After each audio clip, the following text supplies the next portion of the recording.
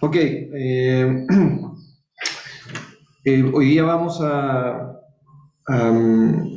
por un lado, como a recordar, a resumir y a poner como en evidencia algunos de los puntos más relevantes de los que habló la semana pasada el cientista político Henry Rena.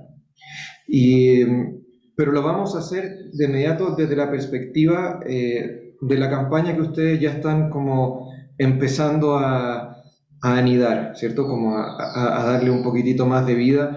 Sabemos que tienen un montón de preguntas y quizás algunos tienen dudas de cómo implementarlas. Entonces, la primera parte de la clase va a ser para tratar de entender cómo la charla de la semana pasada da algunas luces sobre cómo hacer nuestra campaña, y la segunda parte de la clase, que va a ser más larga, va a ser trabajo en grupos con sus profesoras o conmigo, monitores, para empezar a ver ya en detalle cómo irlos ayudando en sus campañas. ¿Ya? Entonces, la clase en el fondo tiene harto que ver con las campañas desde distintos puntos de vista.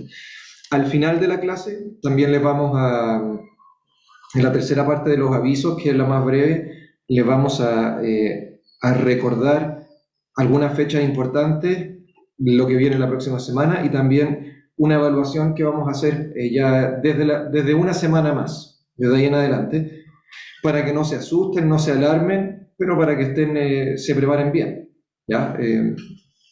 Eso es el objetivo. Hola, Eugenia, llegaste justo. Gracias. Buenas Ay, tardes. Buenas tardes. amorosa, te pasaste, Eugenia. Corrió, estaba en el doctor. Sí, Ya, vamos a nuestra presentación.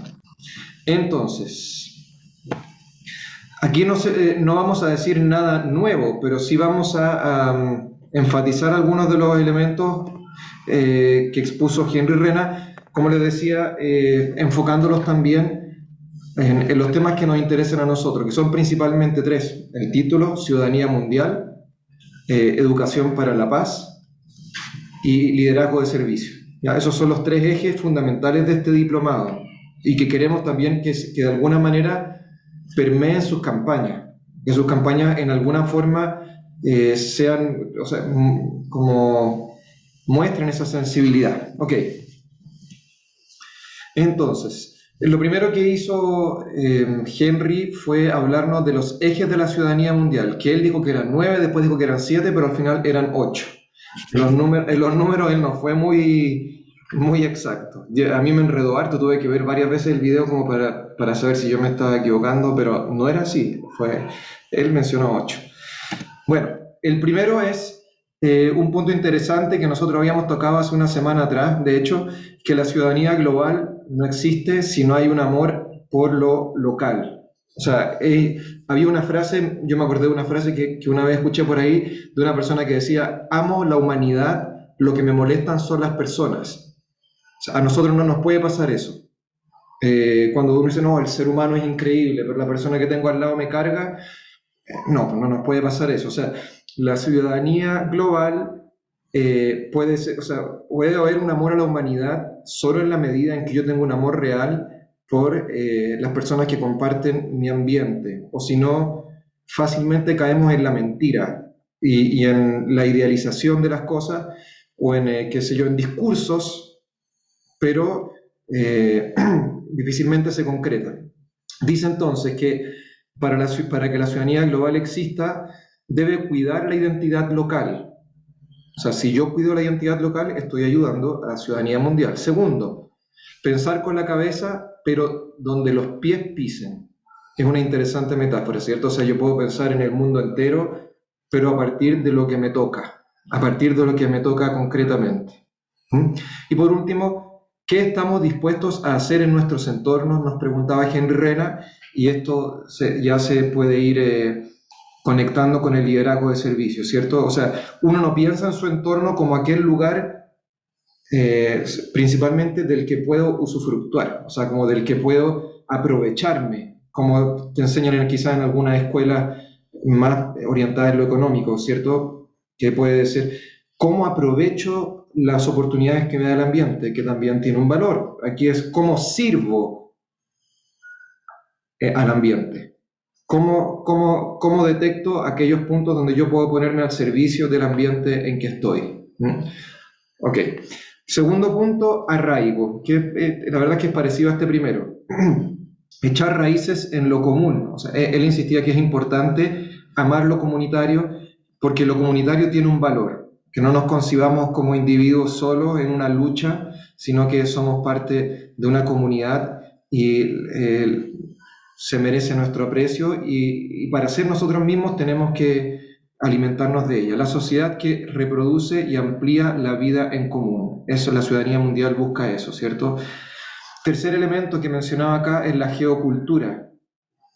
¿Qué quiere decir esto? Que nosotros nos preocupamos de la comunidad no necesariamente porque seamos más buenos, entre comillas, sino porque inevitablemente el espacio influye en nosotros.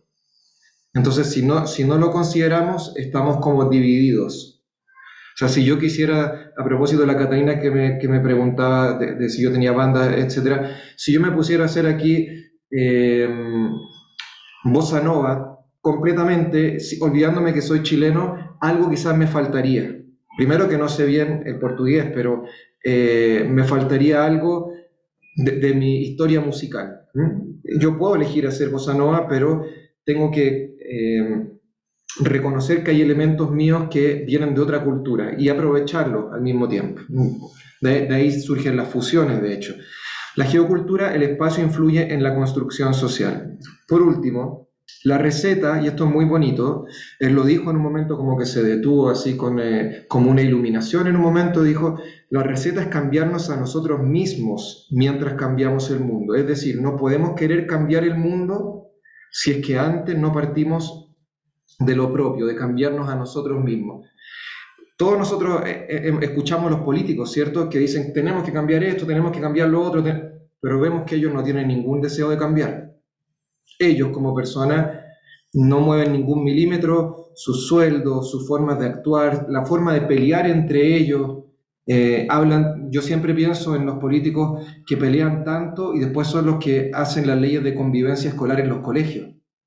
Y son lejos el peor ejemplo de lo que es una convivencia humana, y son ellos los que hacen esas leyes. Entonces no es posible cambiar el mundo si antes no cambiamos nosotros. Nos puede parecer poco cambiar nosotros, pero la otra alternativa es una mentira. Número 3. Si voy muy rápido o muy lento, me avisan, por favor. Yo estoy yendo más o menos rápido para dejar tiempo a lo que viene después, que es el trabajo en grupo.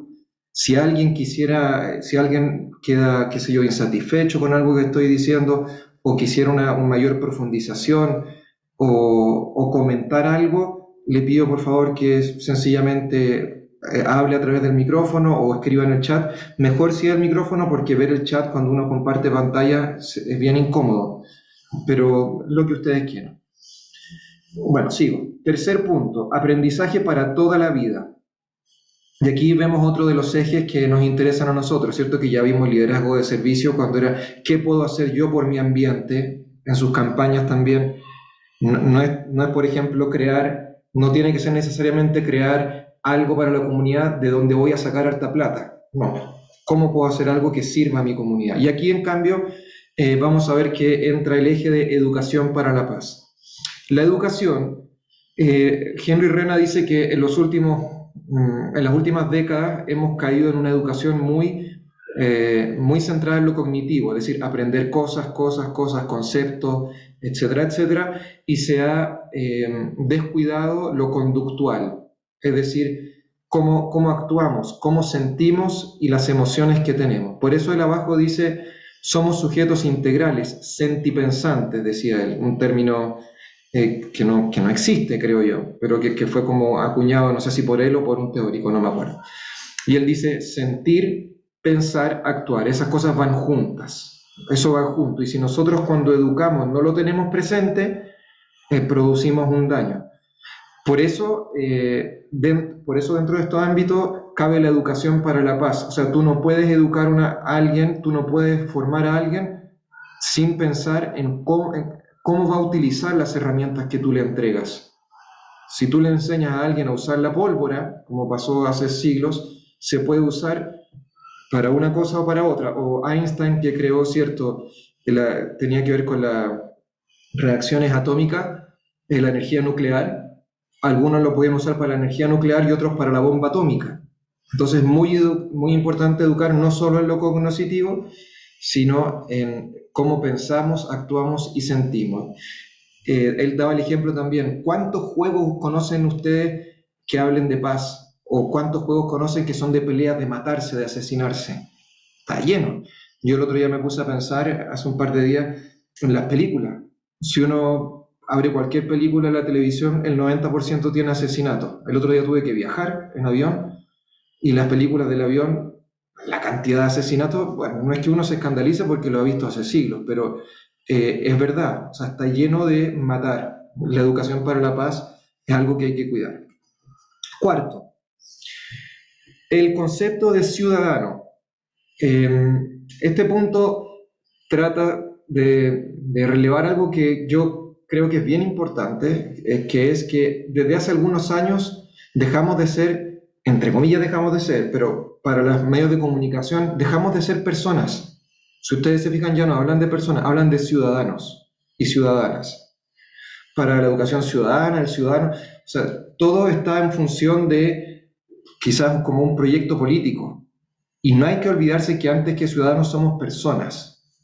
Y la persona es un concepto más amplio que ciudadano.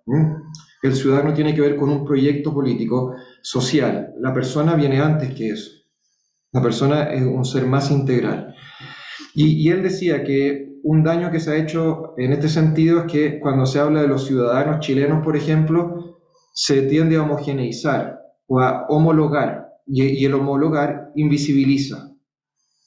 O sea, no se habla de los indígenas, de los campesinos, de los jóvenes, de los niños. Siempre se habla del derecho del trabajador. ¿Y qué pasa con la persona que no trabaja? Por ejemplo. O sea, son todas cosas importantes. Muchas veces ha salido en los medios de comunicación que ¿cuál es una de las últimas instituciones en la que se piensa en nuestro país? El Sename, porque los niños no pueden votar. Como los niños no son fuerza votante, no son parte de una discusión. ¿Ya? Y entonces él dice que es importante abrir este concepto. Quinto, interculturalidad. Repito, si tienen preguntas o comentarios, interrúmpanme. Yo insisto que voy más o menos rápido, sé que estoy yendo un poco rápido, pero es para aprovechar bien el tiempo que podemos usar después. Pero igual lo importante es que estos puntos se entiendan. O sea, tampoco sería la idea de que no participen solo porque, por la cuestión del tiempo. Yo tengo una Quinto, pregunta, profe. dale. Sí, por el punto 4 esto que acaba de mencionar sobre el Sename. ¿Y quién no ve el tema, por lo del Sename me refiero? ¿Quién ve el Perdón, tema de la salud de los niños? ¿Quién ve que el bienestar y todo eso? ¿Por qué no se toma como más importancia ante eso para tomar decisiones? ya, primero quiero saber quién está. Martín, Martín está Martín, ahí. sí. Hola Martín, tú preguntas, ¿quién se preocupa de los niños, por ejemplo, de la salud, etcétera? Sí, sí, el bienestar más que nada, ya Claro, que se ha visto horrible como es ahí dentro. según tú, para que vayamos juntos en esta reflexión, digamos, ¿qué es lo más importante para un niño, para ti, de niño? ¿Cuál era el ambiente que para ti era más relevante? Eh, ¿O los Creo ambientes? que ¿Mm? más que un bienestar económico y todo, sino que el niño se sienta bien, se sienta cómodo, donde está y cómo está, comodidad, Perfecto. porque si no está cómodo no puede llegar a ningún lado, no se hace nada bien. Por eso sí, te insisto, para ti, si vuelves como en la memoria de tu infancia, ¿cuáles eran los ambientes más importantes para que se diera esto que mencionas tú?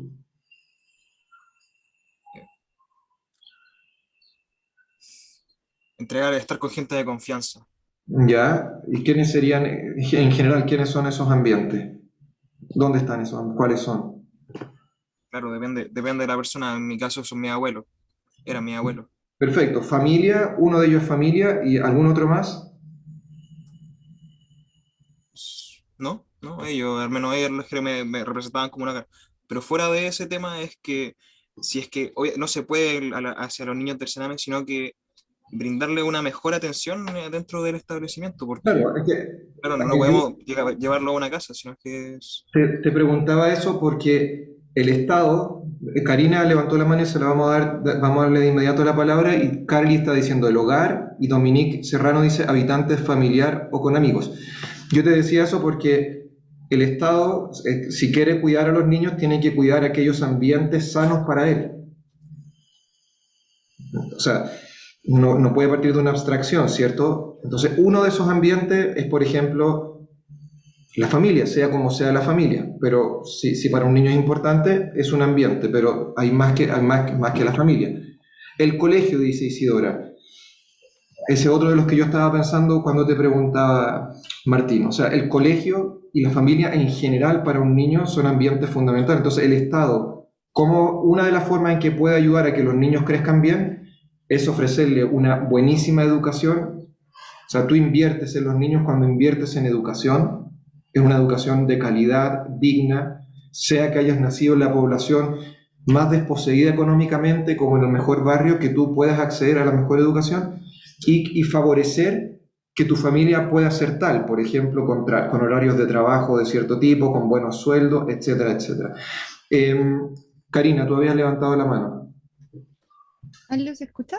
Sí. No, es que la verdad quería hacer una acotación súper pequeña, pero usted ya mencionó prácticamente todo. Yo me encuentro ahora en estos momentos trabajando en mi tesis que es en relación a esto, y existen estudios que ha hecho el ministerio con la consideración de los niños. Y dentro de esos estudios se les pregunta a los niños cuál creen ellos que es el derecho que deberían respetarle más. Y ellos siempre dicen que es o sea, la mayoría considera de que es la reunión familiar, entendiendo que la reunión familiar es no solamente como lo establecido como familia, como papá, mamá, sino que como su entorno cercano. Siempre es lo que ellos más consideran, inclusive dejando atrás, por ejemplo, la recreación. Ellos consideran dentro de todos los factores, considerando salud, alimentación, familia, ellos consideran que la recreación es menos importante para su bienestar que ciertos factores. Escucha, súper, súper claro, y qué bueno que además tú tienes el apoyo de estudios, o sea, de estudios reales, que seguramente han llegado a muchos niños. Entonces, quizás, Martín, tu pregunta se aclara un poquitito con esto que hemos conversado. Sí, algo. ¿Y qué es lo Me que queda un queda poco... todavía poco claro? Más que nada, sigo pensando que se tiene una poca atención ante los niños del Sename, se tiene algo precario en los lugares en los cuales están. O sea, eso es súper cierto, estamos totalmente Claro. de acuerdo. Y ahí vemos que, por ejemplo, el Estado no responde bien a una necesidad porque están invisibilizados, porque han sido invisibilizados. Andreas levantó la mano, solo un detallito que la profesora Marcela mencionó hace un par de semanas, que don Francisco Javier Gil, que ustedes saben que fue quien fundó, una de las personas que inició este diplomado, en los últimos años, antes de morir, estaba haciendo las gestiones para que en la USACH o en bachillerato se hiciera cupo para niños del Sename, ¿cierto? Para que entraran a la universidad. Mira, sí, es cierto, y no solamente en la USACH, hay un grupo de personas que está trabajando sobre eso, y así ya empezó. Hay algunas experiencias de jóvenes del Sename y entonces se les da apoyo, pero son, por supuesto, personas como cualquiera y a veces muy inteligentes y estudiosos, y entonces nosotros tratamos de dar esas posibilidades. Alguien había Hay levantado, que como estar había pedido la palabra, pero lo perdí. Perdón. Yo, profesor, Dale, Andreas. dale, Andrea, sí. Profesor, a lo mejor yo le puedo responder a mi compañero, al igual que mi otra compañera, yo también soy tesista. Mi tesis se aboca a la adopción homoparental y he tenido que trabajar directamente con la institución del Sename. Desgraciadamente, más allá de la desregularización que pueda tener el Sename como institución, no es menos cierto que antiguamente existía la Casa Niño y Patria, que estaba a cargo de funcionarios carabineros de Chile. Desgraciadamente, ahí estamos al debe con los niños, pero más que con los niños, lo que nosotros consideramos como familia. Que muchas veces estos niños llegan al Sename por vulneración de derechos del niño, por orden de protección, pero el Sename es una institución que ramifica en muchas casas donde llegan estos niños y donde desgraciadamente no es la suficiente intervención estatal para asegurar que estos niños estén protegidos. Nosotros como estudiantes también tendríamos que hacernos un mea culpa, que el Sename cuenta con el apoyo de estudiantes universitarios hacia los niños que están en estas casas. Y a mí personalmente me tocó hacer una intervención en mi asunto de tesis, que era la adopción.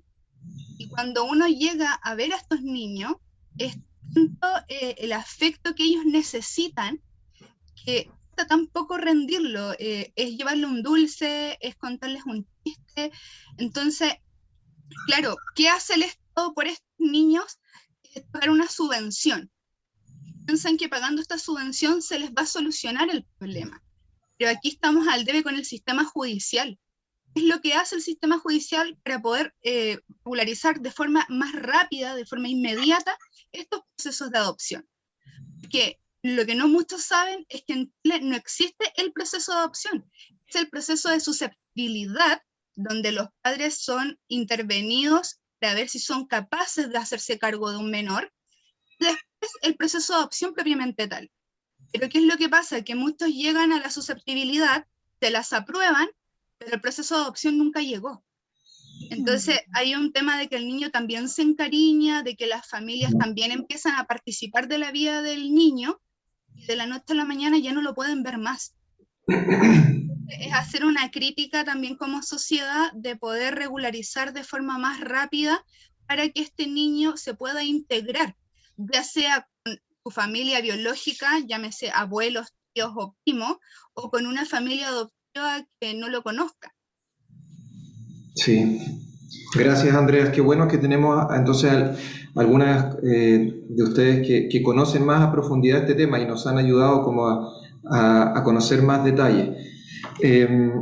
Y un poco se corrobora lo que decía entonces Henry, que cuando se habla de los chilenos, las chilenas en general, como decía un sociólogo amigo nuestro, decía, claro, se puede decir que todos los chilenos comemos un pollo a la semana, pero después cuando se ve el detalle se dice que hay familias que comen 2 y otros que no comen ninguno. Entonces, claro, cuando se llega a los promedios, pareciera que estamos súper bien, pero en el detalle no es así. Vamos a avanzar, ¿ya? Para ir aprovechando lo que todavía nos queda. El quinto punto es interculturalidad. La ciudadanía mundial o es intercultural o no es. O aprendemos a vivir entre distintas culturas o no va a haber ciudadanía mundial. Sobre todo, dice, en una época tan xenófoba, y ahí él recordó lo que pasó dijo, en el norte de Chile, dijo, pero pasa en todos los países, o sea, está pasando en todo el mundo, está pasando en muchos lados. La ciudadanía mundial no puede no buscar el reconocimiento de la fraternidad y diversidad. Debemos reconocer una humanidad planetaria, ¿ya? Avancemos, yo creo que se entiende lo que está diciendo acá. El sexto punto ahonda en el anterior, porque dice que más incluso que ser ciudadanos del mundo, somos ciudadanos del planeta. Y en un momento él dice que nuestro punto de unidad no es ni siquiera que seamos seres humanos, es que vivimos en este planeta. Ahora lo vamos a leer. Dice, el planeta como unidad de convergencia y unidad de análisis. O sea, de ahí es como el punto de referencia. El centro ya no es el ser humano, sino el planeta. El humanisferio, dice que es un término que se acuñó hace un tiempo por una teórica, es construir una gran hermandad a escala planetaria. Y esto quiere decir que, según esta visión, el bien y el mal un poco dependen, tienen como criterio el planeta. O sea, yo soy un buen ser humano si respeto el planeta y no soy un buen ser humano si no tengo presente el daño que le produjo al planeta, ¿ya? el humanisferio es construir una gran hermandad a escala planetaria. Cuestionemos los patrones existentes que destruyen la naturaleza.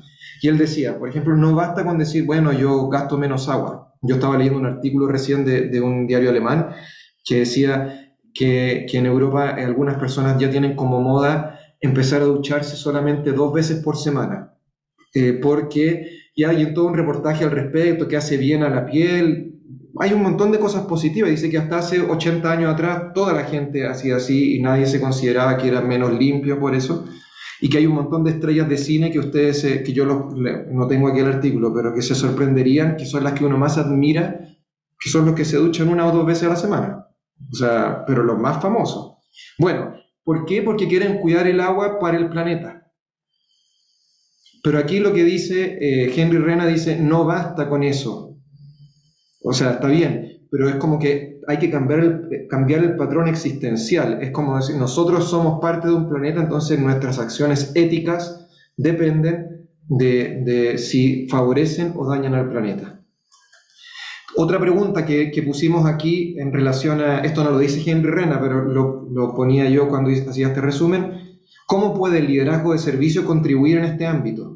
O sea, en este ámbito, bueno, la profesora Eugenia es la que más sabe de nosotros, la que más ha estudiado este punto y puede guiarnos al respecto, pero claramente el liderazgo de servicio también en sus campañas pueden crear iniciativas que tengan que ver con el cuidado del planeta. Último punto, y este es un punto candente, digamos, capacidad de diálogo. Y aquí esta pregunta la puse yo, la verdad, no la dijo Henry Rena. ¿Es una fortaleza o una debilidad? Muchas veces consideramos que dialogar es una debilidad, pero voy a leer primero lo que dijo Henry Rena y después vamos a lo que yo le añadí. Él dice, es necesario que la ciudadanía mundial sea dialógica, no debemos vencer, debemos convencer. Eso, ¿se acuerdan que lo dijo con harto énfasis? Supongo que se acordarán, a mí me quedó grabado también. No hay que vencer, no hay que preocuparse de vencer al contrincante. Piensen en nuestras elecciones políticas chilenas. No se trata de vencer, se trata de convencer. Ustedes, si pudiéramos hacer un análisis de todos los discursos de este tiempo, bueno, todos tenemos distintos mundos, dice él. Henry Rena decía, todos tenemos distintos mundos, desde miradas y emocionalidades diversas. O sea, todos venimos de puntos de vista distintos. Boric, Kast, piensen así, Proboste, etcétera, etcétera. Pero todos buscamos que la humanidad llegue a su máxima realización. ¿Nosotros estaríamos dispuestos a suscribir esta última frase? Todos buscamos la máxima realización. O sea, nosotros estamos convencidos que nuestro lado político y el contrario al nuestro tiene estas cualidades de buscar la máxima realización de la humanidad, o ya bajamos la cortina porque este es del otro sector, no le hablo. Yo he visto en estos días, por ejemplo, los Instagram, que me toca manejar el de bachillerato, y veo, hay varios alumnos que están asociados o que siguen la cuenta de bachillerato. Entonces, muchos de ciertos lados políticos dicen, a este lo saco de mis cuentas porque sigue a este otro, a este lo elimino, a este... O sea, por lo tanto, la capacidad de dialogar con este que es súper distinto, ¿es una fortaleza? ¿O en realidad muchas veces lo consideramos un signo de debilidad? Si yo converso con uno que es absolutamente del lado contrario, ¿me van a decir que soy débil? ¿O sería una fortaleza tener la capacidad de dialogar? Bueno, nosotros, lo que dice Henry Rena es que no hay ciudadanía mundial si no aprendemos a dialogar. Y ojo, o sea, si dialogo solo con el que piensa como yo, no hay mucho mérito. Si converso con los de mi partido, con los de mi sector, no hay tanto mérito. El que sea capaz de tender puentes con la diversidad, como dice Henry Rena, contribuye a la ciudadanía mundial, a la cultura de la paz y a todo lo que estamos proponiendo en este curso. Que no significa que uno esté de acuerdo, ojo, con lo que dice el otro. Para nada. Pero significa que uno es capaz de entrar en un diálogo también como de confrontación, pero ser capaz de mirar al otro y escucharlo. Ok, con eso él terminó sus 7 puntos y ahora da algunos, que lo voy a leer rapidito, algunos puntos para implementar estos siete ejes de liderazgo. Lo primero es que se llama todo debe estar en función de educar. No voy a leer todo, voy a decir que que para crear ciudadanos mundiales, para crear estas personas con esta conciencia de liderazgo, de servicio, de la cultura de la paz y una ciudadanía mundial, no basta con ponerlo en los libros de los colegios, ni tampoco en la universidad, ni siquiera basta con este diplomado. Él dice que tiene que ser toda una sociedad que eduque en esto. Por eso él dice, al final es una espiral ininterrumpido que llega a confundirse con la vida. Es como si tú en tu calle encontraras pintadas los grafitis que hablaran de la paz, como lo que mostró la profesora Marcela hace unas semanas de esa iniciativa en Francia, ¿cierto? Que había que poner la mano. La ciudad debe tener todo rincón como espacio educativo, nuestras plazas, nuestros lugares, estadios, etcétera, etcétera. Todo debería ser, si queremos generar personas así, todo debería contribuir a eso, no solamente la educación formal. Ese es el primer punto. Segundo punto, hay que volver a aprender a mirar a los jóvenes, porque nosotros los más viejos tendemos a ver en los jóvenes lo que los jóvenes no tienen. Yo no me siento tan así, pero tengo que incluirme, no digo por la edad sí, pero como yo no me siento que esos que dicen todos, que los jóvenes de ahora son tan inmorales, que aquí, que no hacen esto, que no hacen lo otro, que son flojos, que no se comprometen con nada, que son discursos que se escuchan mucho de la generación más adulta hacia los jóvenes. No vemos lo que tienen y han creado. Es necesario invertir la mirada. Veámoslos desde su creatividad y por su colaboración. Y aquí el último párrafo dice algo parecido a lo que mencionaban Andreas y Karen, me parece que era. Que hay y quizás también lo que decía Martín, hay una adultocracia. O sea, los adultos tendemos a mandar en la sociedad. Por eso los niños son poco escuchados. Por eso si uno está en el Sename, que se aguante, por así decirlo. O sea, que es horrible, pero es como esa es la lógica. Lo mismo pasa con los viejos, ¿cierto? Con los que son muy viejos y ya no producen. Cuando ya están en los asilos de ancianos y son muy viejos y no producen. Entonces hay como se concentra el poder en el ser productivo, en los que trabajan, en los que producen dinero, los que producen conocimiento, los que producen el cambio de la sociedad. Necesitamos, con esto termina, un diálogo intergeneracional, porque solo así se construye el país. Es decir, no es que ahora, decía Henry Rena, no es que entonces haya que decir, no, es que ahora hay que mirar a los jóvenes, porque los políticos han hecho todo tan mal, han hecho que los jóvenes son la esperanza de la sociedad. Él dice, no, aunque haya habido algunos jóvenes que han hecho cosas excepcionales, como él mencionaba Simón Bolívar, ¿cierto? Y muchos cambios que han nacido de la generación joven. Él dice que debe darse una colaboración más estrecha entre adultos y jóvenes, ¿ya? Dice, los jóvenes tienen que dejar la ilusión de que el mundo nace con ellos, pero los adultos deben dejar de ponerse al centro de la sociedad. Y en esta colaboración mutua es donde está la esperanza para la sociedad que cambia. Ok, vamos a los trabajos en grupo. ¿Algún comentario antes de empezar con eso o alguna pregunta? Profe, yo tengo una pregunta que me pareció súper interesante, la pregunta que hizo respecto al diálogo como una falencia o una ventaja, y en verdad me asalta la duda de dónde está el límite del diálogo, como esto que habla Popper de la paradoja de la tolerancia. Tengo que escuchar realmente todas las opiniones, aunque por ejemplo, no sé, transgredan los principios básicos del Estado de Derecho, como los derechos humanos. ¿Es posible dialogar con ese tipo de personas? ¿O también debe haber un límite para no dañar nuestra institucionalidad o la democracia o los principios de participación? Catalina, tu pregunta es excelente. Yo no te la voy a responder así porque no existe una respuesta hasta dónde. O sea, no existe, yo creo. No es que me estés sacando de la pregunta, sino que yo te mentiría si te dijera hasta este punto. Lo que yo recomendaría, y también si quieren como aportar las demás profesoras del curso, por un lado, decir que el hecho de no dialogar no soluciona nada. O sea, por ejemplo, si yo tengo alguien que es cruel y no dialogo, puede ser una opción, pero tú tienes que preguntarte si eso a lo largo de los años, por ejemplo, en la historia de Chile, nosotros tenemos, yo creo que arrastramos todavía la gran mayoría de los problemas que vienen de la dictadura, después de, después de 30 años que se acabó.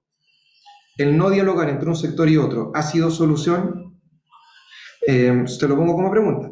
Oye, por otro lado, claro, es cierto que uno tampoco puede decir que tiene que solo escuchar y escuchar y escuchar. Creo que el diálogo también puede ser que en un momento uno diga, no estoy de acuerdo y esto no se hace. No quiere decir que uno se pone permisivo.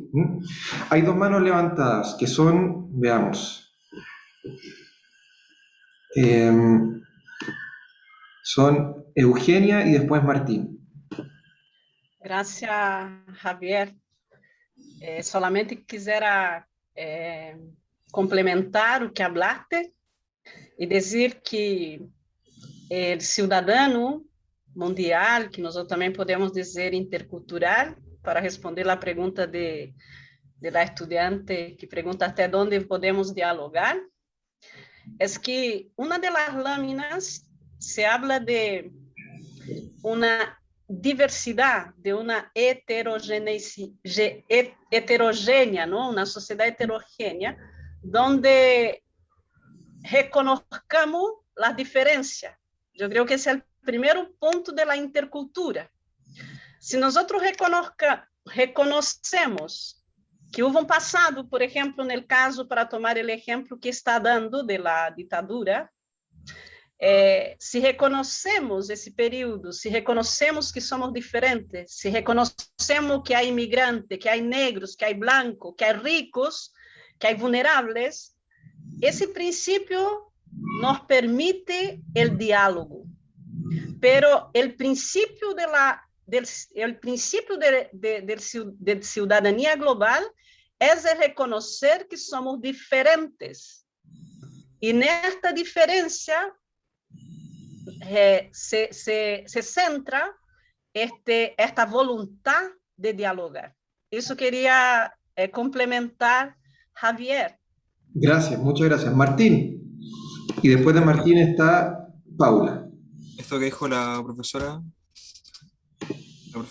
Angie, me recuerda una canción de Calle 13, bueno, no era el punto, pero Jorge González, por ejemplo, habló de esto que usted ha mencionado, profe Javier, sobre si le gustaba que actualmente la gente estuviera cantando sus canciones por lo que estaba pasando en el país. Y lo que él mencionó era totalmente verdad, que no le gustaba para nada, ya que esas canciones las escribió hace mucho tiempo, por algo que se está viviendo también hace mucho tiempo, y que si aún se sigue viendo, no ha habido ningún cambio, ningún gran cambio, para que todavía haya un disgusto nacional. Cierto. Claro, era el baile de los que sobran. Pateando piedra. Sí. Sí, toda la razón. Profesora Paula. Yo pienso que esta es una bonita oportunidad para contarles que vamos a hablar de diálogo y de argumentación más adelante. Y como adelanto muy breve, me atrevo a decir que para el diálogo no hay límite. Y es una conversación muy interesante que tuvimos el año pasado también con el profesor Francisco Javier Gil, a quien todos queremos y admiramos porque nos enseñó tantas cosas sobre la diversidad, la inclusión. Y él puso esta pregunta, y fue muy bonita la sesión, me acuerdo porque él la puso. ¿Y por qué la puso? Porque había un caso muy tremendo, que todavía está en boga, que tiene que ver con Martín Pradena, ¿se acuerdan? Entonces él dijo, ¿cómo se puede dialogar con un hombre así? Con él yo no me siento de dialogar. O con alguien que viola los derechos humanos, yo no dialogo. Y lo dijo con mucha convicción porque de verdad estaba muy contrario a sus ideales. Y la clase que estábamos haciendo era totalmente contraria a esa afirmación. Entonces tuvimos que empezar a buscar dentro de nosotros qué posibilidad hay de diálogo con el que es totalmente distinto a mis ideales, o incluso con el que entorpece mis ideales, o con el que está aplastando mis ideales.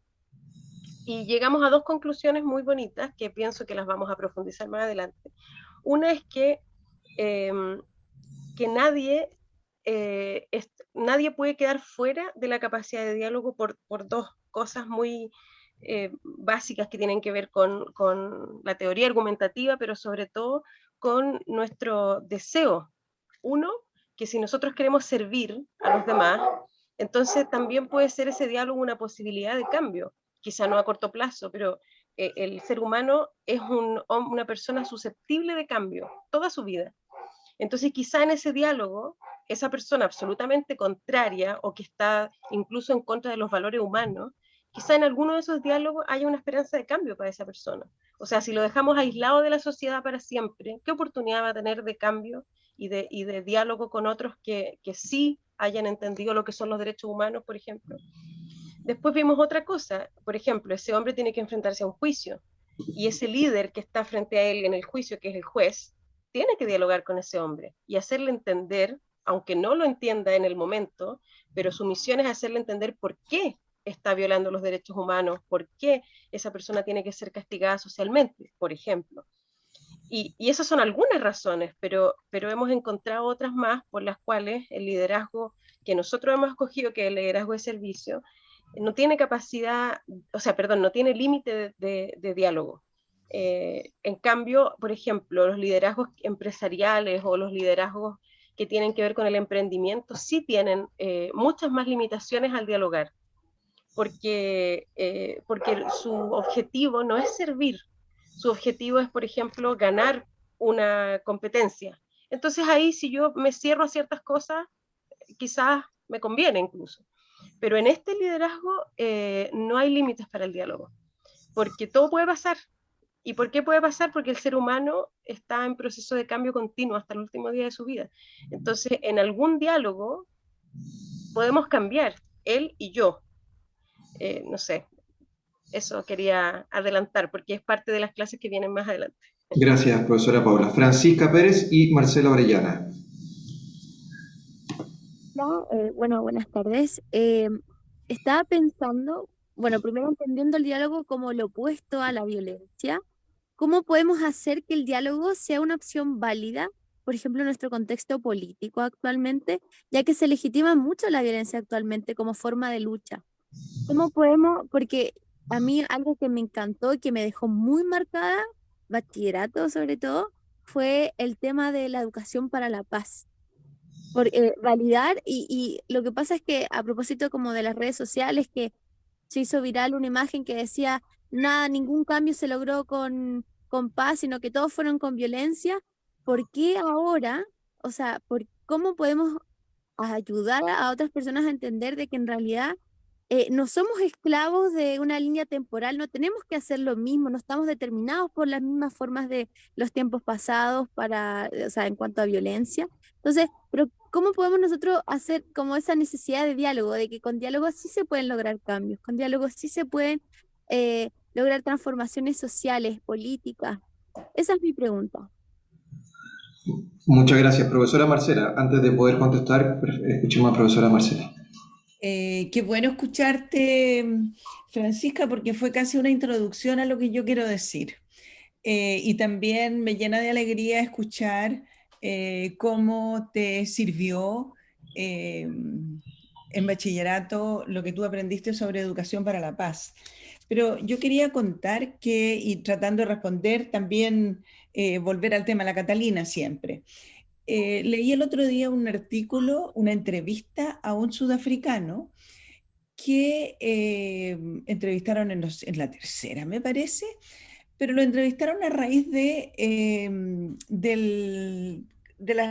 constituyente. Entonces él contó la experiencia sudafricana de cuando Mandela sale de la cárcel y ellos tienen que juntarse a hacer una nueva ley de esta república de África del Sur, que estaba compuesta por un grupo de personas que siempre habían vivido en el apartheid y que lo aprobaban, y que eso es lo que ellos creían, el apartheid, ¿no es cierto?, mantener la segregación entre los blancos y los negros, y el otro grupo de la sociedad que ya no quería más apartheid. Entonces eran dos grupos de personas que prácticamente se odiaban, pero que estuvieron obligados por una especie de convención constitucional, que no sé cómo se llamó en ese entonces, estuvieron obligados a juntarse. Entonces él contaba que, claro, nunca se habían juntado porque siempre habían tenido una relación de oposición y de odiarse un poco. Pero cuando estuvieron obligados para hacer las leyes nuevas de esta república, empezó a pasar que, bueno, primero que estuvieron obligados a dialogar, pero también él contaba, bueno, cuando la gente se empezó a sentar en una mesa por obligación, aún odiándose, empezaron después a entender el punto de vista del otro, a empatizar con el otro y finalmente lograron una constitución en que lo que se buscó fue una paz social. O sea, ahí lo que se busca es construir una sociedad pacífica, ¿no es cierto?, centrada en el reconocimiento de la igualdad de las personas. Entonces, esta pregunta con la que parte Catalina de cómo me voy a sentar a hablar, por ejemplo, con un segregacionista, o sea, no puedo. Yo creo que pienso que uno se tiene que obligar de alguna manera, porque esa es la manera como podemos construir sociedades mejores. Y yo creo que eso es lo que, o quisiera creer, que eso es lo que nos va a pasar a nosotros con la Asamblea Constituyente, con la Convención Constituyente.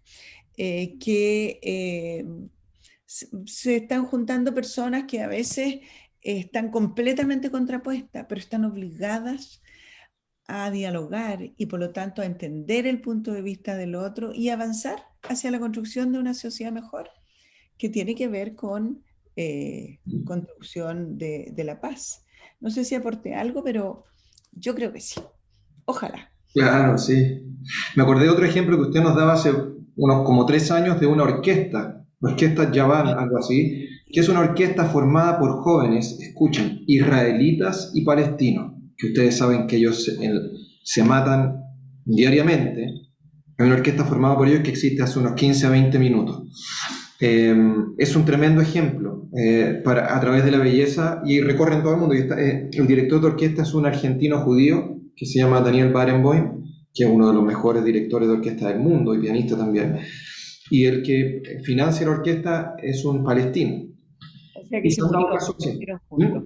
se murió el Eduard Said, que él era un pianista amateur, pero la hicieron juntos y todavía está esa. Sí, esa todavía existe. Da vueltas por el mundo. Ahora, sus preguntas, nosotros no las vamos a responder, como les decía al comienzo, exhaustivamente, porque son cosas que uno tiene que descubrir. No se aprenden por manual, como decir, puedes hablar hasta aquí, puedes dialogar hasta acá.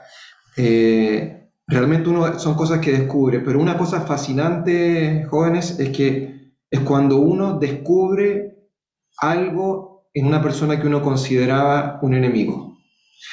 Mantener un enemigo no es una gran novedad, pero descubrir un punto de encuentro humano con alguien que tú pensabas que estaba perdido por lo que había hecho, es de las cosas que uno nunca se olvida en la vida, nunca se las olvida, y te hacen redescubrir qué puede llegar a ser el ser humano en el buen sentido de la palabra.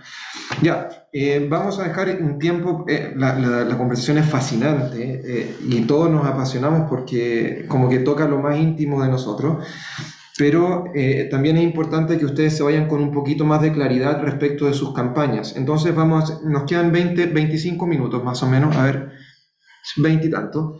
Vamos a dejar 20 minutos para que se reúnan con quienes guían sus grupos y trabajar sobre estos temas. Si tienen dudas respecto a las temáticas que eligieron, al enfoque, cómo los conceptos de ciudadanía mundial, liderazgo y educación para la paz se van introduciendo en nuestras campañas y qué les gustaría enriquecer, sobre qué tienen dudas. Así que vamos a eso. Y después de ahí vamos a volver, vamos a tener 2 minutitos de aviso y terminamos. ¿Ya? quiero decir una cosita antes que nos dividamos, Javier. Por supuesto.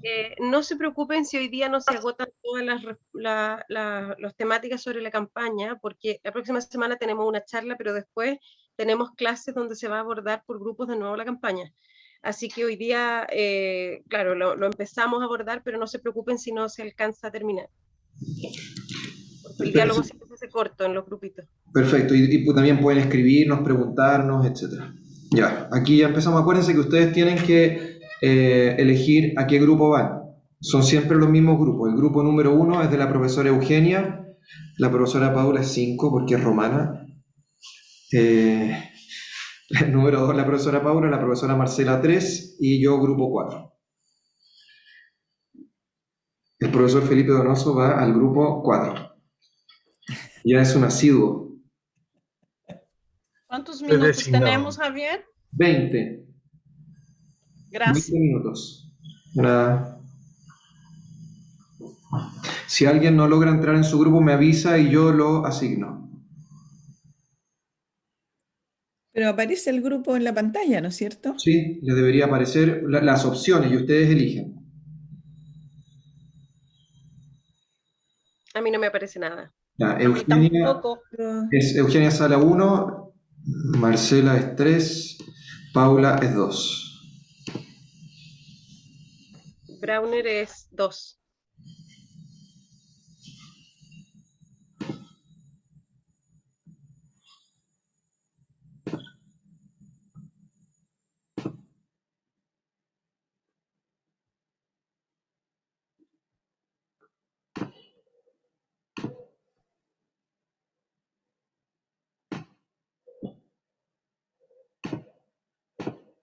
Bueno, espérame un momento. Por favor. Estaba trabajando. Hola, hola. Pidiendo que prendieran las cámaras, ¿cierto? Ah, sí, pues quien puede encenderla, por favor. Sí, para que nos veamos. Ahí llegó la Isidora. Hola, Isidora. Catalina. Ah, la Catalina también. Súper. ¿Alguien más?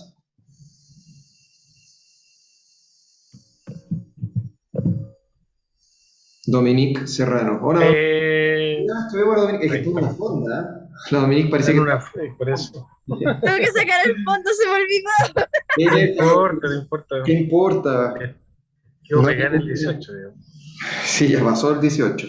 Ya, entonces, la idea de este momento es que, de hecho, varios de ustedes en los formularios me ponían, profesor, pero esto no entiendo bien cómo hacerlo, esto me falta, esto todavía no sé cómo continuarlo, o en algunos casos yo les escribí, no sé si revisaron su formulario, yo les escribí comentarios donde decían, profundiza en esto, trata de ser más concreta en esto.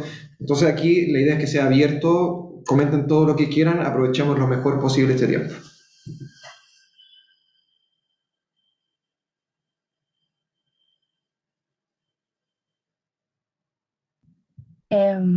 Sí, yo tomé nota de todas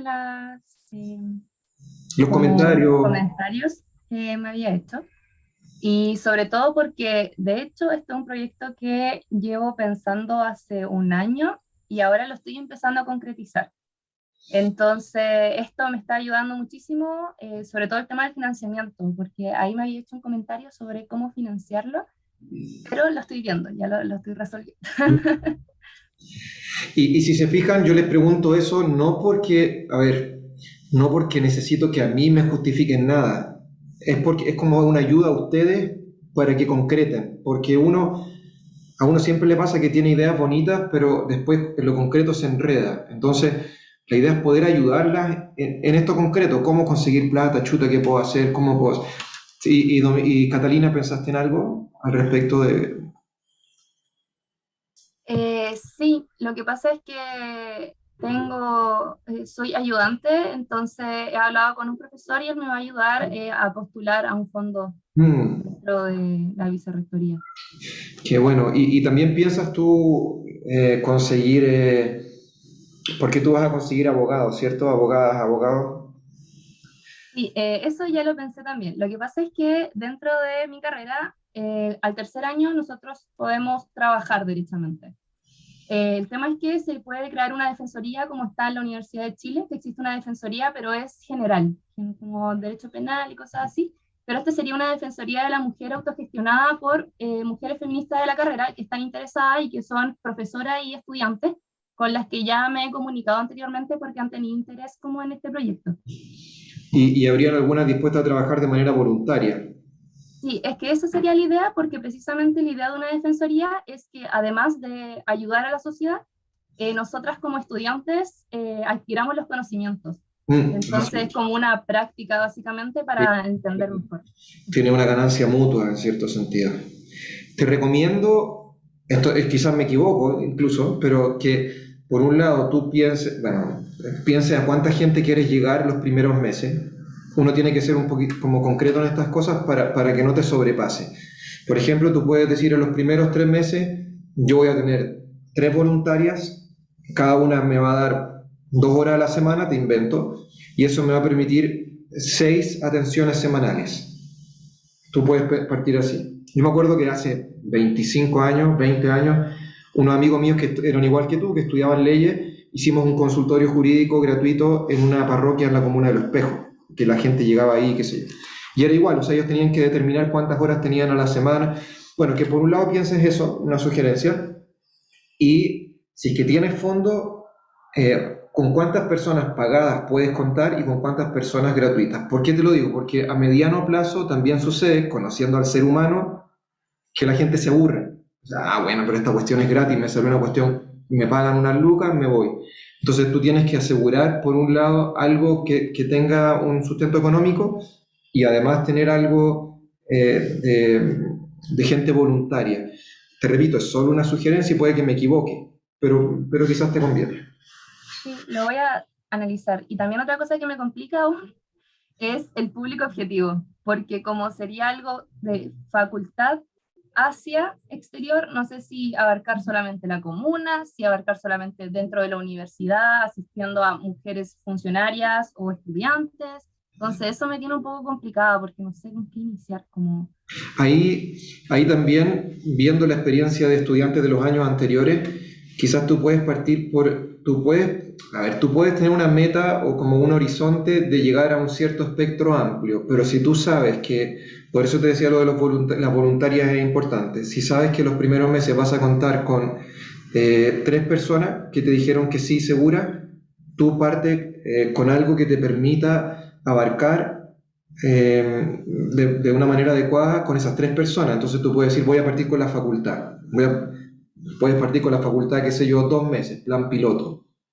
Y después de 2 meses que atiendes en la facultad y consigues y se va haciendo conocido entre las demás compañeras, consigues más voluntarias, después te abres, qué sé yo, a la universidad entera, por inventarte, y pasas otros 4 meses, 6 meses, evalúan y se pueden, ¿qué es lo que están haciendo los del año? ¿Te acuerdas que la primera sesión vino Jorge Barrera que habló de esto del no sé qué estudiar?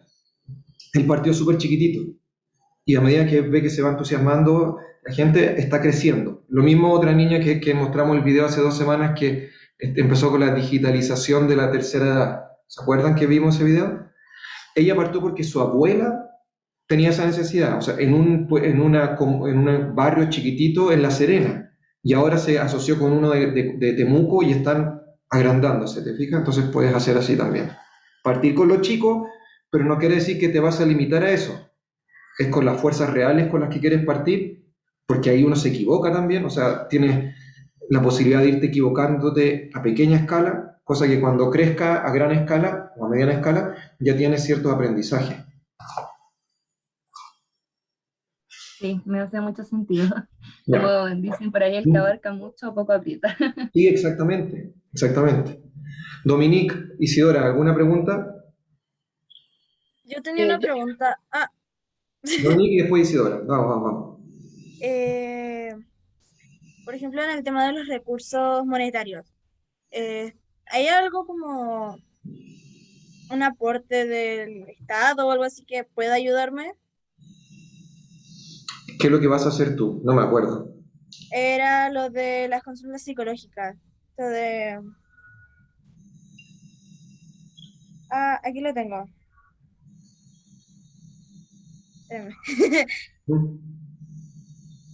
Ayuda psicológica y alguien que pueda escucharlo sin juzgar y capaces de aconsejar si es requerido. Tú me preguntas si es que hay algunos fondos concursables, algo así, que yo no lo sé. Del Estado el Estado tiene un montón de fondos concursables, pero específicamente para el ámbito de la psicología no lo sé. No sé si alguno de ustedes sabe. No, me parece que no, solamente hay como fondos semillas, pero para emprendimiento más bien como económicos. Pero hay muy poco sobre ayudas sociales. Quizás ver el ministerio al que le competa, porque igual los ministerios a veces sacan algunas cositas por ahí. Tú, Entonces, Dominique, bueno. perdón, perdón, dale, Catalina. No, sí, ya terminado. Dominique, ¿tú estás en el colegio, estás en la universidad?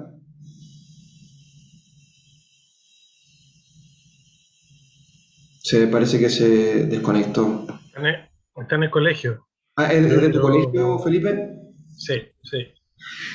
Yo le iba a preguntar si hay algún profesor ahí que la pueda auspiciar. Ahí Un podemos terrateniente. conversar. A ver, se me ocurría decirle dos cosas por si le puedes decir tú después. Uno, que es averiguar si en el colegio hay alguna forma de apoyar la iniciativa, quizás no económicamente, pero de alguna, con redes, y después conectarla o con la municipalidad, porque quizás la municipalidad tiene alguno de estos fondos concursables más cercanos, para no ir algo tan lejos. El Instituto Nacional de la Juventud puede ser otra posibilidad. Felipe, Sí. el Instituto Nacional de la Juventud, quizás a través, entonces la municipalidad puede ser el Instituto Nacional de la Juventud, algo en el colegio o en el Ministerio de Educación. A veces el Ministerio de Educación tiene como incentiva los emprendimientos, entre comillas, de los escolares. Yo he visto que hay concursos de ese tipo y quizás uno como el que tiene la Dominique puede parecerles valioso.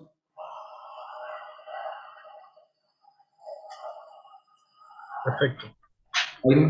Isidora, ¿tú tienes alguna idea cómo ayudar a Dominique?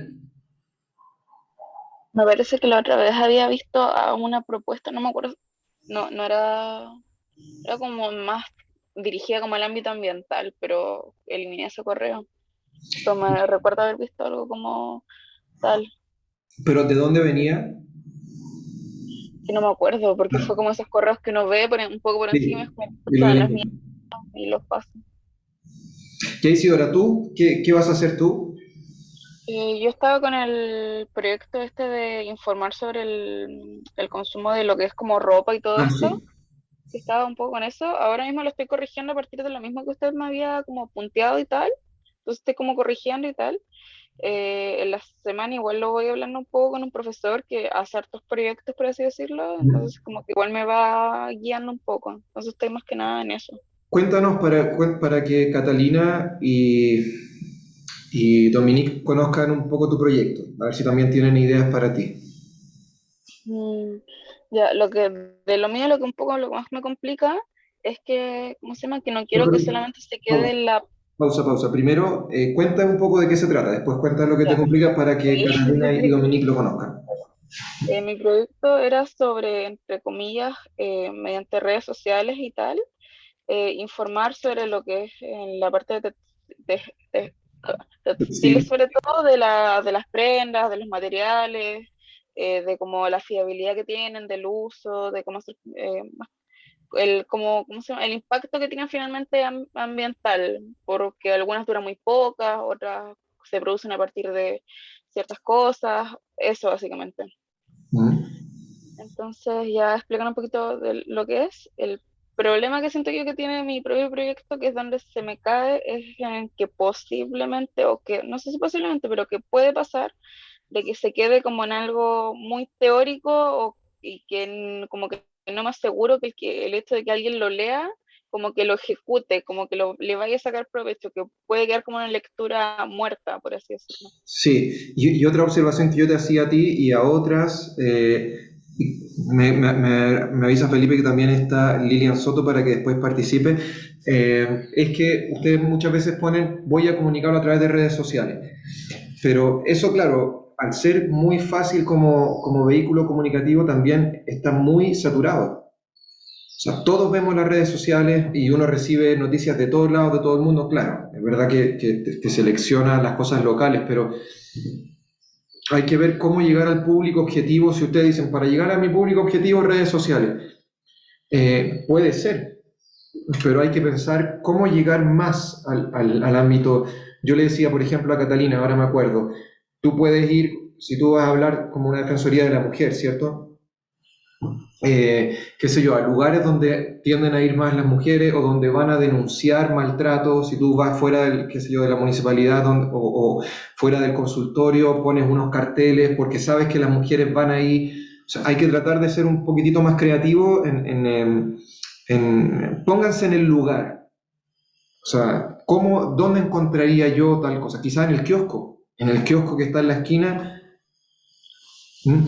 Y en verdad, eso me abrió mucho los ojos. Siento que cuando estamos en esta digitalización, nos olvidamos un poco de la acción en terreno. Eso se lo escuchaba un poco a un político que decía que los jóvenes de ahora todo lo hacen por internet, pero Sí. hay poca acción territorial.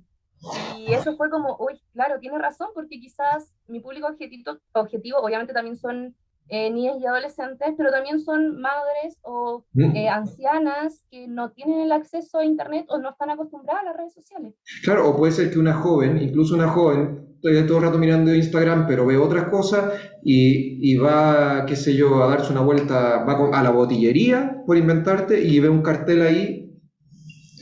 O sea, por eso fíjense los lugares. Lilian, antes que se nos pase el tiempo, nos quedan pocos minutos. ¿Usted quiere contar algo? Sí, disculpen que no tengo la cámara, mi internet está pésimo hoy día, de hecho los escucho medio cortados, me avisan si no me escuchan. Se escucha bien. Ah, ya, genial. Bueno, mi proyecto era también algo por redes sociales, una página donde se pueda brindar orientación respecto a los subsidios del Estado. Y claro, tenía el mismo problema que estábamos comentando recién, ¿cierto? Yo quería enfocarlo como hacer difusión mediante redes sociales y el profe me decía que viera quizás algún grupo objetivo de Facebook o de Instagram donde se hablen estos temas, que revise también si es que ya existe algún servicio similar y eso. Claro, y por ello yo decía también en las asociaciones de deudores habitacionales, etcétera. O sea, irse a los nichos más precisos, que no quiere decir que uno además puede ponerlo en redes sociales, en general, pero igual hay que buscar en particular. O sea, si yo quiero vender mi guitarra, la puedo poner en redes sociales, pero también puedo ir afuera a una tienda o una sala de ensayo y la pongo en una, qué sé yo, en un mural fuera de la sala de ensayo. ¿Se fijan? O sea, una cosa no quita la otra. Profe, tengo una duda. Diga. Quería saber si en algún momento íbamos a comentar nuestros proyectos fuera de estas instancias grupales, porque me parecería interesante como que si alguien tiene una idea similar a otro, hagan un grupo, o porque siento que igual la acción individual es súper complicada y como estamos intentando potenciar la colectividad, me parecería interesante que si hay proyectos que se complementen, dos piensan mejor que uno y tienen más recursos. Mira, no lo habíamos pensado, pero me parece súper buena tu idea, así que la voy a decir a las demás profes. Con los otros grupos. Es súper buena idea. Es cierto, yo ni siquiera sé lo que están haciendo los otros grupos. Mira, es una contradicción con todo el discurso que estamos dando. Pero está bien, así tomamos lo que dices tú, que es bien atingente, y lo voy a proponer. Vamos a buscar el momento para hacerlo y sí se va a hacer. Porque basta que nosotros recolectemos los temas. Isidora, me quedo dando vuelta, perdón, o Lilian primero, perdón, Lilian, ¿algo más? Yo al menos no voy a buscar, ¿cómo se llama? Claro, como un nicho como más concreto, más acción a terreno, como decía la Catalina. Así que me voy a como ver esa patita que me queda un poco ahí endeble y voy a estar corrigiendo la semana. Igual le voy a mandar algún correo posiblemente, pero eso, yo al menos quede bien. O sea, lo que tú quieres, Isidora, es que la gente tenga conocimiento respecto de las cualidades que tiene la ropa que usa para educarlas a usar ropa que dañe menos el medio ambiente, ¿cierto? Sí. ¿A ti te ha pasado personalmente que conociendo cierta información, te hizo cambiar tus decisiones? Sí. ¿Cómo lo aprendiste? ¿Cómo se llama? Un poco tip boca a boca es lo que usualmente más me queda. No sé, como esta tontera de cómprate el polerón siempre con el mayor porcentaje de algodón que puedas, tanto porque es mejor calidad. Entonces, O sea, puede ser tips, por ejemplo, para compra de ropa que ayude al medio ambiente o que dañe menos al medio ambiente, ¿cierto? Puedes pensar en un nicho, para empezar, por un nicho de edad, o para mujeres, para hombres, para niños, para lo que sea, o ropa para salir, o ropa para estar en la casa. Bueno, ¿quién de ustedes necesite preguntarme cualquier cosa? Puede escribirme, o también podemos hacer un Zoom cortito en la semana. Estoy disponible, por si necesitan. Vale. Muchas gracias. Gracias, profe. De nada. Gracias, profesor. De nada, Dominique. Ahora vamos a la sala. Como siempre, el tiempo vuela. Se nos escapa a propósito, nos juega una mala pasada. Bien, tenemos que cerrar en estos 2 minutos. Solo voy a mencionar una idea que dio Catalina, que justamente tiene la cámara encendida. Dijo que sería bueno que haya un momento en que todos conozcamos las iniciativas de todos los integrantes del diplomado, porque también se puede dar una manera de colaboración. Y hasta ahora, entonces como recién en estos días se está logrando como que cada uno perfile mejor su propuesta, quizás ya un buen momento en un par de clases más hacer lo que nos propone Catalina, que a mí me pareció súper buena idea y valioso, digamos. Avisos. Primer aviso, la próxima semana tenemos otra charla, que es una charla, es la última, no es la última gran charla de contenido, de contenido, y que tiene mucho que ver con el nombre de este diplomado, en liderazgo y derechos estudiantiles. Va a venir la directora ejecutiva de una fundación que en Chile ha sido importantísima en los últimos años, que es la Fundación 2020, que es una fundación que busca solucionar los grandes problemas que hay en la educación chilena. Uno de ellos la desigualdad y otros más. Entonces, para eso nosotros, como siempre, les vamos a compartir mañana. Estamos esperando la aprobación de ella, de Alejandra Arratia, de la persona que va a hacer la charla. Nosotros ya elegimos textos y videos para que ustedes las conozcan, pero queremos que ella los apruebe. Una vez que los apruebe, se los mandamos. Y la idea es que ustedes los preparen antes del próximo jueves para que el diálogo sea más informado, digamos. ¿Ya? Eso es lo primero. Entonces, próxima semana viene Alejandra Arratia, directora ejecutiva de la Fundación 2020, dedicada a la educación, en un diálogo súper interesante. De hecho, ella tuvo que exponer ante la Convención Constituyente, porque de ahí le pidieron ir a hablar. Así de importante es su propuesta. ¿Ya? Segundo, en 2 semanas más vamos a abrir un formulario, o sea, en 2 clases más, que va a ser una prueba, que no va a ser, ahí les vamos a explicar la modalidad, pero va a estar abierto por varios días. Pero ¿por qué les decimos desde ya? Para que vayan aprovechando de leer y repasar los textos y los conceptos que se han visto durante todo este tiempo.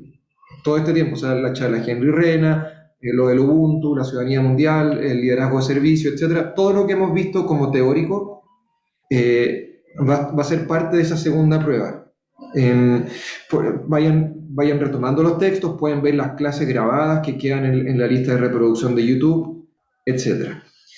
Último aviso es que hay personas que nos avisa hoy día, ahora una de las profesoras, que hay personas que todavía no han llenado el formulario pese a querer hacer la campaña.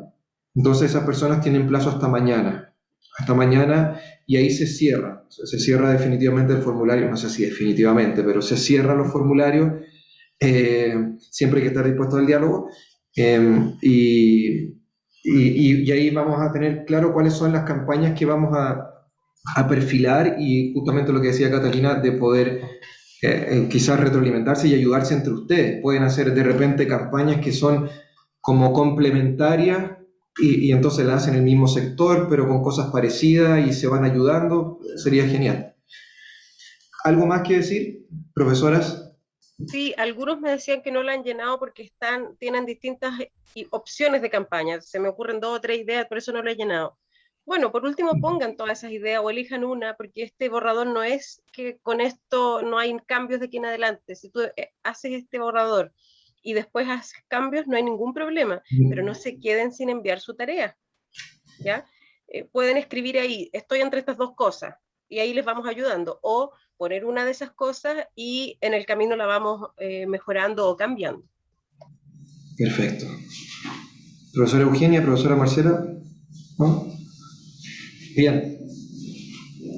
¿No? Ya. Un gusto haberlos visto. Entonces, hasta la próxima semana. Que estén muy bien. Chao. Chao. Hasta luego. Chao, profe, Chao, chao, hasta luego. gracias. Chao, profe. Chao, nos vemos. Gracias, que estén bien. Chao, Muchas ustedes gracias. también. Gracias a ustedes. Chao, Felipe.